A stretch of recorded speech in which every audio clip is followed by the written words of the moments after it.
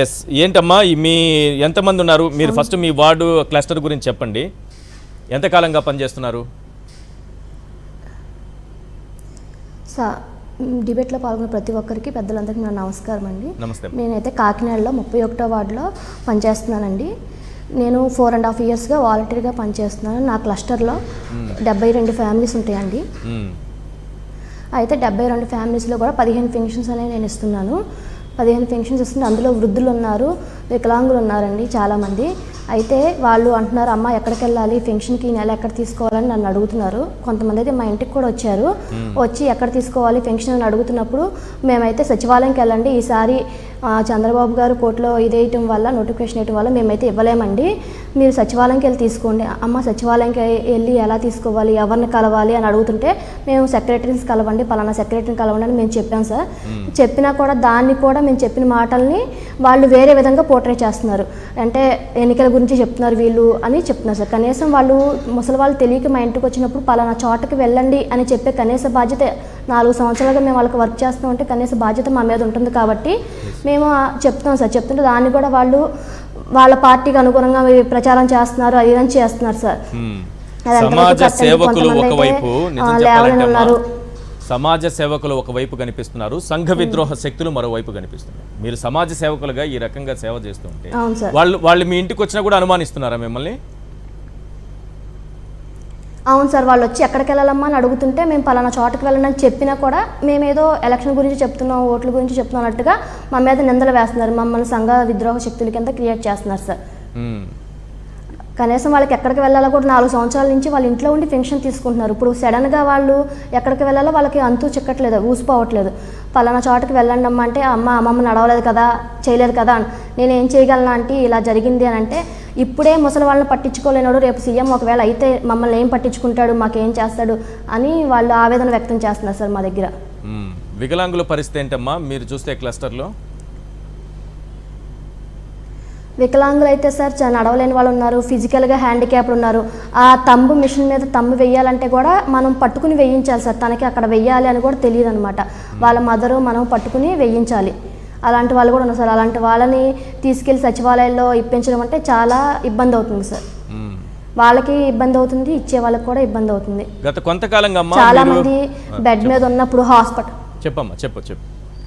హాస్పిటల్లో ఉన్నప్పుడు కూడా మేము హాస్పిటల్కి వెళ్ళి మరి సర్వీస్ చేసాం సార్.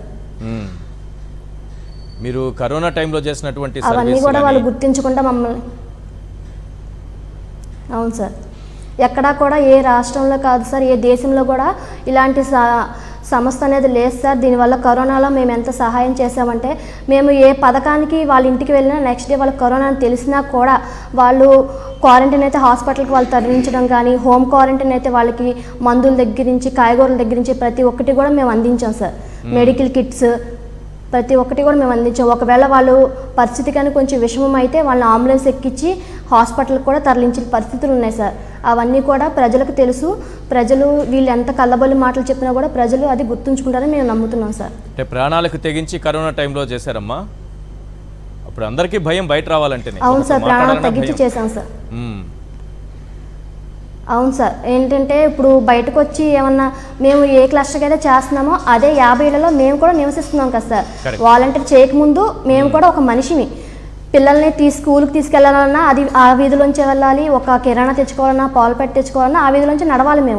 మేము బయట నడుస్తుంటే మీరు ఎందుకు వచ్చారు అని అన్నట్టుగా మాట్లాడుతున్నారు. పక్కింటి వాళ్ళతో మాట్లాడుతున్నా కూడా పైనుంచి మేడ మీద నుంచి పక్క నుంచి వీడియోలు తీసి మేము మాట్లాడేది ఏదో ఒక విషయంలో మాట్లాడతాం. దాన్ని వాళ్ళు వాళ్ళ ఏదో పార్టీ గురించి చెప్తున్నారు, ఏదో చేస్తున్నారు అన్నట్టుగా క్రియేట్ చేస్తున్నారు. చాలా ప్రాంతాల్లో మీరు కూడా అది ఫేస్ చేశారా? నేను విన్నది ఏంటంటే, నేను నిన్న కూడా కొంతమంది రాజీనామా చేసిన వాలంటీర్లతో మాట్లాడానమ్మా. మీరు వాళ్ళకి వెళ్ళి అంటే గత కొంతకాలంగా ఇంతకుముందు పెన్షన్లు ఇచ్చే విషయంలో కానీ, ఇంకొక సంక్షేమమో సర్టిఫికేట్స్ ఇవి ఇస్తున్న సందర్భంలో కానీ, లేకపోతే ఇప్పుడు మీరు రాజీనామా చేసిన సందర్భంలో, లేకపోతే దానికి ముందు అసలు వాలంటీర్లు పెన్షన్లు ఇవ్వద్దని ఈసీ ఆర్డర్ ఇచ్చిన సందర్భంలో కానీ వాళ్ళతో మీరు మాట్లాడినా లేదా వాళ్ళకి సలహాలు ఇచ్చినా, అంతకుముందు మీరు పెన్షన్లు తీసుకొని గత 2-3 నెలలుగా ఇవ్వడానికి వెళ్ళినా, ఇంకేదో సర్టిఫికేట్ ఇవ్వడానికి వెళ్ళినా, ఏదో సంక్షేమం అందించడానికి వెళ్ళినా ఇలా కెమెరాలు పట్టుకొని మీ వెంట పడుతున్నారు. చాలా మంది చెప్పారు నాకు, ఈ వాలంటీర్ల అమ్మాయిలు చాలా మంది చెప్పారు, చాలా ఇబ్బంది పెట్టారు సార్ మమ్మల్ని, ఇలా కెమెరాలు పట్టుకొని మా వెంటనే వస్తూ మా వెనకనే వస్తున్నారు, మేమేదో సంఘ విద్రోహ శక్తులు అన్నట్టుగా వీడియోలు తీస్తున్నారు అని. అవును సార్. మీకు కూడా అటువంటి అనుభవం ఉందమ్మా? అవును సార్.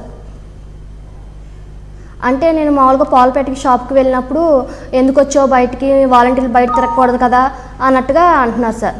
వీడియో తీసి పెడతాము అని బెదిరిస్తున్నారు సార్. వాలంటీర్లు అసలు బయటికే రాకూడదంట. ఎవరు చెప్పారంటే వాళ్ళకి బయటికే అదే సార్ నేను అడిగేది. వాలంటీర్ కాకముందు మేము ఒక సగటు మనుషులు సార్, మాకు నీడ్స్ ఉంటాయి, మేము బయటికి వెళ్ళాలి కదా, అది వాళ్ళకి అర్థం కావట్లేదు సార్. 4 సంవత్సరాలుగా మీ స్వేచ్ఛను అడ్డుకోమని ఎలక్షన్ కమిషన్ కానీ, రాష్ట్ర హైకోర్టు కానీ, నిమ్మగడ్డ వెళ్ళినటువంటి ఢిల్లీ హైకోర్టు కానీ, లేకపోతే సుప్రీంకోర్టు కానీ ఎవరూ చెప్పలేదమ్మా. ఏ కోర్టు చెప్పలేదు. మీరు స్వేచ్ఛగా తిరగచ్చు, ఇళ్లలోనే ఉండాలి, బయటకు రాకూడదు అనేది ఎక్కడా లేదు. ఆ డైరెక్షన్ ఎక్కడా లేదు. మీ స్వేచ్ఛను ఎవరు అడ్డుకోవట్లేదు. అలా అడ్డుకున్న వాళ్ళకి బుద్ధి చెప్పండి, ధైర్యంగా బుద్ధి చెప్పండి. అదే 4.5 సంవత్సరాలుగా మేము ఎక్కడా కూడా రూపాయల లంచానికి లోన్ కాకుండా స్వచ్ఛందంగా సేవ చేసాం సార్. మేము వాలంటీర్ అని మేము ఒక ఉద్యోగం కాకుండా సేవగా భావించి సేవ చేసాం సార్. ఇప్పుడు వాలంటీర్లు చాలా మంది BAలు BCom చదువుకున్న వాళ్ళు సార్, బయటకు వెళ్తే జాబ్ వస్తుంది. కానీ ఇందులో ఎందుకున్నామంటే మేము ఒక సేవ చేయాలని, పెద్ద ముసలి వాళ్ళ కాళ్ళకి సేవ చేయాలి అనే దృక్పథంతో మేము ఇందులో ఉన్నాం సార్. మా సేవను గుర్తించి జగన్మోహన్ రెడ్డి గారు మాకు 5,000 గౌరవ వేతనం అనేది ఇస్తున్నారు సార్. 5,000 ఏం సరిపోతాయి, గోను సంచులు మోసే జాబ్లు అని కూడా ఒకప్పుడు ఇదే నాయకులు ఎత్తారు సార్. ఇప్పుడేమో మేము తిరిగి ఉంచుతాం, మేము గెలిచినా కూడా వాలంటీర్లు ఉంచుతాం, మేము చేస్తాం అని ఇప్పుడు కళ్ళబొల్లి మాటలు చెప్తే పాత మాటలన్నీ గతించిపోవు సార్, మాకు అన్నీ గుర్తే ఉంటాయి. Very good, very good, very good. ఇప్పుడు రాజీనామా చేశారు కదమ్మా, ఏంటి ఏం చేయాలనుకుంటున్నారు? నెక్స్ట్ ఏంటి మీరు ఏం చేయాలనుకుంటున్నారు రాజీనామా చేసి? రాజీనామా చేశాం సార్, ఎందుకంటే మేము మా మనసు చాలా బాధపడింది సార్. ఎందుకంటే మేము జగన్మోహన్ రెడ్డి గారు ఏర్పరిచిన సంస్థ సార్. ఏ దేశంలోని ఏ రాష్ట్రంలోని వాలంటీర్ సంస్థ అనేది లేదు.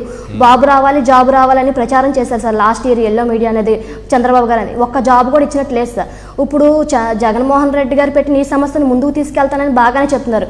ఇదే సంస్థ ఆయన ఎందుకు పెట్టలేకపోయారు, ముందుగా ఆయన ఎందుకు స్థాపించలేకపోయారు అంటే ఈయన స్థాపించిన దాన్ని ఆయన దీని యొక్క క్రెడిట్ మొత్తం అంతా వ్యాపించాక ఆయన తీసుకోవాలనుకుంటున్నారా?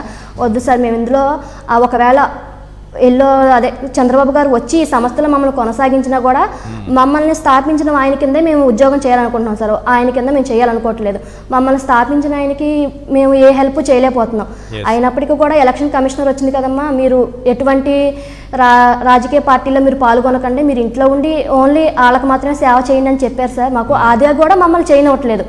ఇటు ఉద్యోగం ఇచ్చిన ఆయనకి సహాయపడలేకపోతున్నాం, అటు మా 70 కుటుంబాలకి మేము సేవ చేయలేకపోతున్నాం. ఏది ఉపయోగపడిన ఈ ఉద్యోగం మాకు ఎందుకు సార్? అందుకనే మేము రాజీనామా చేసి మా జగన్ గారి వెంట నడవాలనుకుంటున్నాం సార్. ఆయన గెలిస్తే మమ్మల్ని ఎలా చేసుకోవాలో ఆయనకు తెలుసు సార్. మీరు ఆయన గెలిపించుకోవాలనుకుంటున్నారు, ఆయన మిమ్మల్ని గెలిపించుకోవాలనుకుంటున్నారు. ఇద్దరి ఆలోచన విధానం బాగుంది, రైట్.